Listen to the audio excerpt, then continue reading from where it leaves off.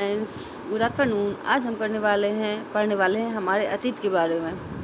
तो हमारा कथन रहता है कि क्या, कब, कहाँ और कैसे।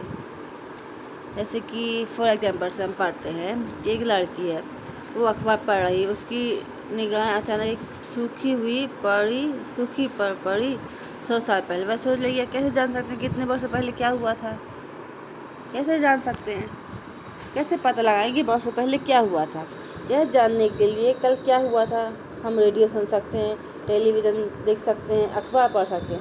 साथ ही यह जानने के लिए कि पिछले साल क्या हुआ, तुम किसी ऐसे व्यक्ति से बात कर सकते हो जिसे उस समय की स्मृति हो। लेकिन बहुत पहले क्या हुआ था यह कैसे पता चलेगा? कैसे पता चलेगा? अतीत के बारे में बहुत कुछ जाना जा सकता है, जैसे लोग क्या खाते थे, क्या पहनते थे, किस टाइप के घरों में रहते थे। हम शिकारियों, पशुपालकों, कृषकों, शासकों, व्यापारियों, पुरोहितों, शिल्पकारों, कलाकारों, संगीतकारों या फिर वैज्ञानिक के जीवन के बारे में जानकारियाँ हासिल कर सकते हैं। यही नहीं, हम यह भी पता कर सकते हैं कि उस समय बच्चे कौन कौन से खेल खेलते थे, कौन सी कहानियाँ सुनते थे, कौन से नाटक करते थे या फिर कौन से गीत गाते थे। अब लोग कहाँ रहते थे? कई लाख वर्ष पहले लोग इस नदी के तट पर रहते थे। किस नदी के तट पर? नर्मदा नदी के तट पर। यहाँ रहने वाले लोग आरंभिक लोगों में से कुछ कुशल संग्राहक थे, जो आसपास के जंगलों की विशाल संपदा से परिचित थे। अपने भोजन के लिए वे जड़ों, फलों, जंगल के अन्य उत्पादों का यहीं से संग्रह करते थे। वे जानवरों का शिकार भी करते थे। अब हम उत्तर पश्चिम की सुलेमान और केलधर पहाड़ियों का पता लगाते हैं। इसी क्षेत्र में कुछ ऐसे स्थान थे जहां 8000 वर्ष पहले स्त्री पुरुषों ने सबसे पहले गेहूँ, जौ जैसी फसलों का उपजाना आरंभ किया। उन्होंने भेड़, बकरी, गाय, बैल जैसे पशुओं को पालतू बनाया और वे लोग गाँव में रहने लगे थे। फिर उत्तर पूर्व में गारो तथा मध्य भारत में विंध्य पहाड़ियों का पता लगाया। ये कुछ अन्य ऐसे क्षेत्र जहाँ कृषि का विकास हुआ, जहाँ सबसे पहले चावल उगाया गया। वे स्थान विंध्य के उत्तर में स्थित है। जैसे कि हम देख सकते हैं, इस मानचित्र में हम देख सकते हैं, देखिए ये हमारा भारत है। यहाँ पे पूरब से कौन कौन सी नदियाँ निकल रही हैं? गारो पहाड़ियाँ, वहाँ से कौन सी नदी निकली है? ब्रह्मपुत्र नदी। अब ये हिमालय से कौन सी नदी निकली है? गंगा नदी। निकली कि नहीं निकली? यहीं से अलकनंदा निकली है। निकली कि नहीं निकली? फिर यहीं पे यमुना निकली यमुनोत्री से, गंगा निकली गंगोत्री से, और चंबल कहाँ से निकली है? मध्य प्रदेश के महू जिले से। सोन नदी कहाँ से निकली? अमरकंटक से। वहीं से नर्मदा नदी निकली है। और चंबल नदी कहाँ से होती है? विंध्य पहाड़ियों से होते हुए यमुना नदी में मिल जाती है। यमुना नदी आगे तक कहाँ मिल जाती है? गंगा नदी में। यहीं से नर्मदा नदी निकलती है, कहाँ से? सतपुड़ा पर्वत श्रेणियों से। उसी के समांतर निकलती है ताप्ती नदी। अब महानदी कहाँ से निकलती है? उड़ीसा से निकलती है। उड़ीसा की प्रमुख नदी है ये। आप ये देखिए, दक्कन का पठार, गोदावरी नदी, कृष्णा नदी।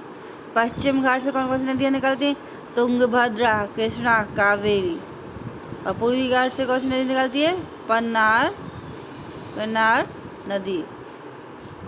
देखिए, देख सकते हैं इस मानचित्र को। और पहले की सभ्यता यहीं पे विकसित हुई थी।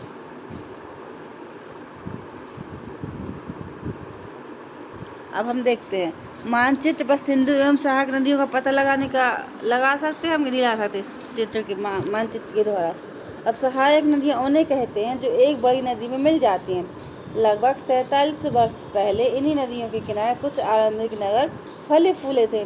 गंगा और इसकी सहायक नदियों के किनारे तथा समुद्र तटवर्ती इलाकों में नगरों का विकास लगभग 25 वर्ष पहले हुआ। गंगा और इसकी सहायक नदियों का कैसे पता लगाएं? गंगा के दक्षिण में इन नदियों के आसपास का क्षेत्र क्या कहलाता है? प्राचीन काल में मगध, जो वर्तमान में क्या है? बिहार के नाम से जाना जाता है। इसके शासक क्या होते थे? बहुत शक्तिशाली होते थे।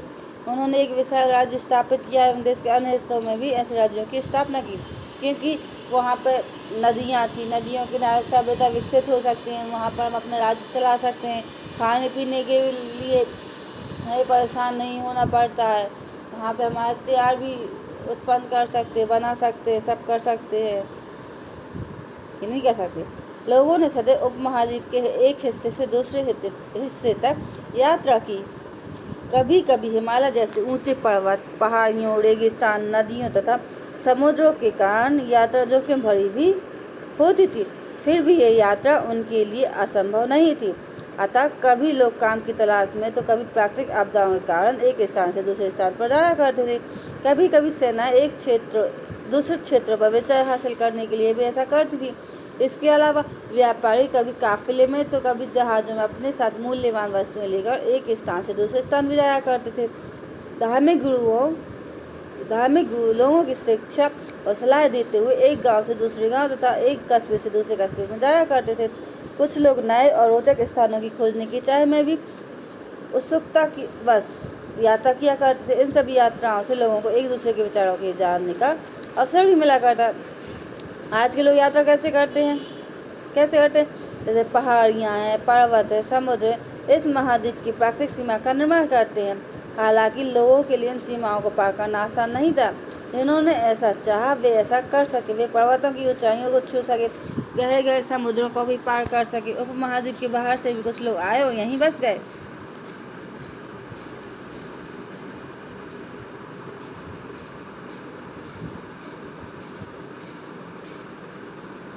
जैसे अपन ने देखा अपना दक्षिण एशिया में क्या क्या आ जाता है?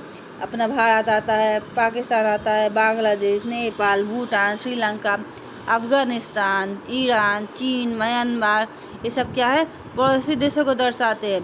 दक्षिण एशिया एक महाद्वीप से छोटा है, लेकिन विशालता एवं बाकी एशिया में समुद्र, पहाड़ियों एवं पर्वतों में बटे होने के कारण से प्रायः उपमहाद्वीप कहा जाता है।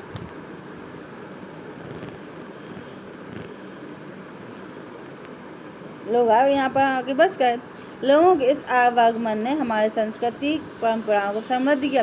कई सौ वर्षों से लोग पत्थर को तराशने, संगीत रचने और यहाँ तक कि भोजन बनाने के नए नए तरीकों के बारे में भी एक दूसरों के विचारों को अपनाते रहे। देश का नाम हम अपने देश के लिए हम प्रायः इंडिया या भारत जैसे नामों का प्रयोग करते हैं। इंडिया शब्द क्या एक इंडस से निकाला गया, जैसे संस्कृत में क्या कहा जाता है? सिंधु।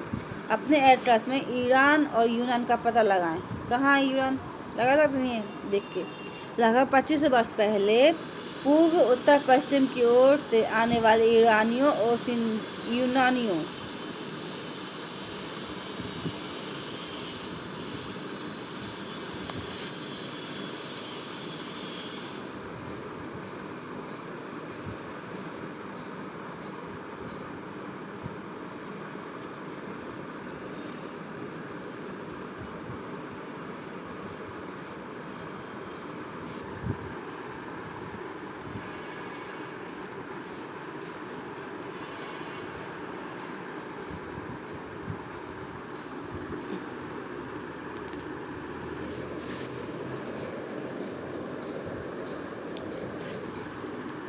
लगभग 25 वर्ष पहले पूर्व उत्तर पश्चिम की ओर से आने वाले ईरानियों और यूनानियों ने सिंधु को हिदोस, इंदोस और इस नदी के पूर्व में स्थित भूमि प्रदेश को इंडिया कहा।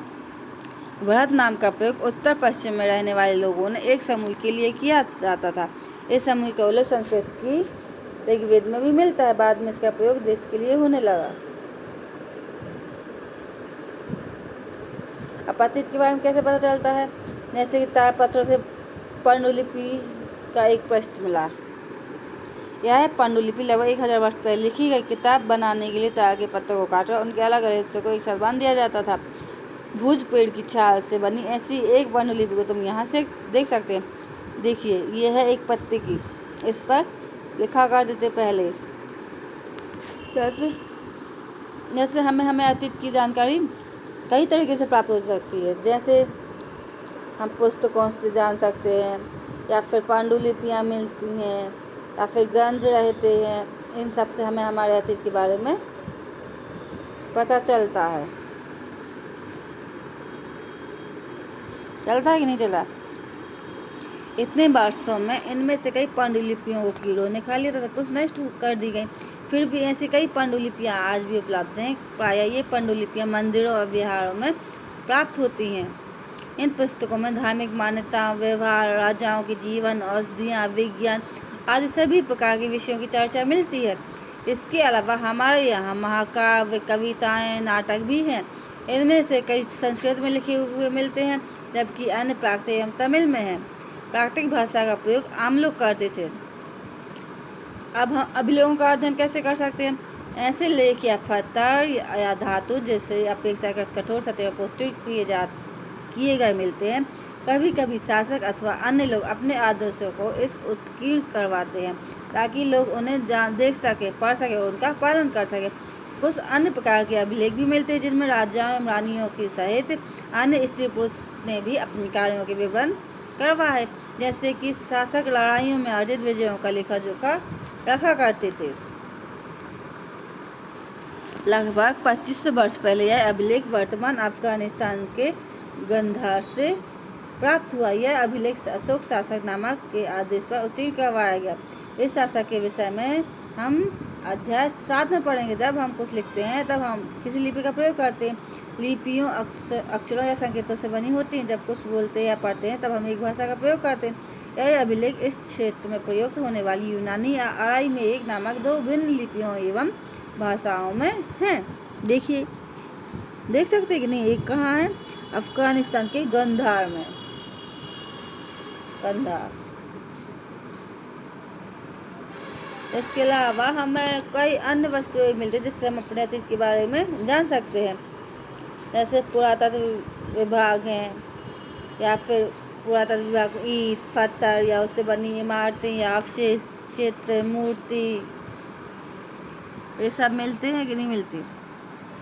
इनसे ही पता सकते हैं। देखिए, जैसे हमें ये पत्थर मिली, ये क्या है? ये बर्तन मिला। इन सब से हम पता चल सकता कि पहले क्या यूज होता था, कैसे क्या था। वे औजार, हथियार, बर्तन, आभूषण या सिक्कों की प्राप्ति के लिए छानबीन या खुदाई भी करते थे।